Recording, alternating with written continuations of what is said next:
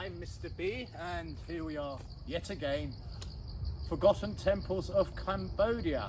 And what we've got here is Chappell Hospital, or Hospital, which sounds like hospital, doesn't it? And there's a reason for that, and I shall explain. That is because it was a hospital, and the kings of Man, who, well, organised all these wonderful buildings, he in fact had 102 hospitals built, and this is one of them. So please come join me. Now what we see first is it looks very much like a temple, doesn't it?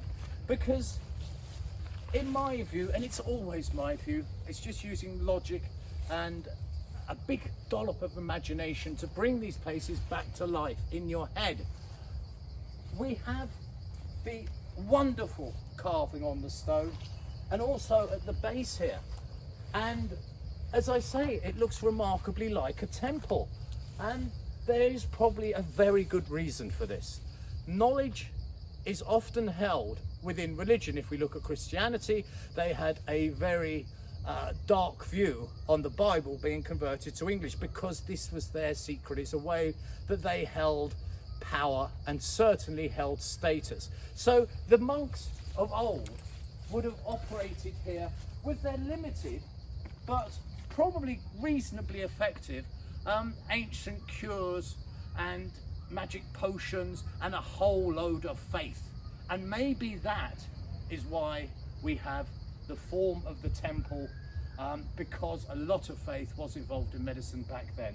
And of course the monks were the ones that held the knowledge. They were the learned ones, they were the wise ones. Now on one side, I've just walked in from this way, we have what is left here of a structure. Now I won't drag you in because there's more to see over there, but there's these beautiful ornate carvings here on both sides of the doorway. Now over there we have a linga again, and I'm thinking in my way that there's two main structures. This one doesn't have a linga, you know, good luck sort of thing. That one does. So this one maybe was the storehouse of the parchments, the storehouse of the herbs and the barks and everything else. And by the way, they still use barks and that kind of thing to this very day. I've seen my neighbours in fact take barks off trees and use this as medicine. So this knowledge hasn't gone away, and it is that old. So let's go and have a look at the other one, which is more relying on faith. So we, you know, it was their modern and their sort of older way of doing things. And this is a larger building. It has a bigger footprint left to it. As we see again the ornate carvings along the side here and the doorway, and we have a larger building. And what we see here, as we see so often, is the altar to the linga. And again, people would have come here, they would have poured their water, or the monks would have done it.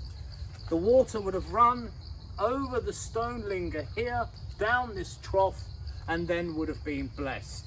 So in a time where disease was really not understood, we have the kind of older ways of doing it that are set in stone, literally, and the newer ways, which are over there. Knowledge that could have come down the very roads and over the bridges that we have filmed from other areas and what is now other countries. So we have both ways of doing things, which is very interesting indeed. And on the doorways, which was mirrored over here, is we have this lovely carving. Look at this. And weirdly, I remember as a kid writing on my exercise books at school and just doing these circles within circles. So, you know, I think everyone's done this, haven't they, as a child? We've all sat there doodling like this, but this isn't doodling. This is wonderful art that was stood the test of time. So this was a hospital, and it's quite remarkable to think, isn't it? 102 hospitals built with this incredible engineering to look after his people. And that certainly shows consideration. And again, if we bring out our big bumper bag of imagination, we can just think of the people that came here in need, and they were served in two ways. They had the linga for the blessing, and over there potentially they had information and the most modern ways of potentially helping them and making them happier citizens. This has been another video from Mr. B at Forgotten Temples. As always, any questions or comments, I'm always happy to hear from people. I hope you've enjoyed this, and if you ever get the wandering fancy, there's plenty of places that are well worth wandering to over here in Cambodia.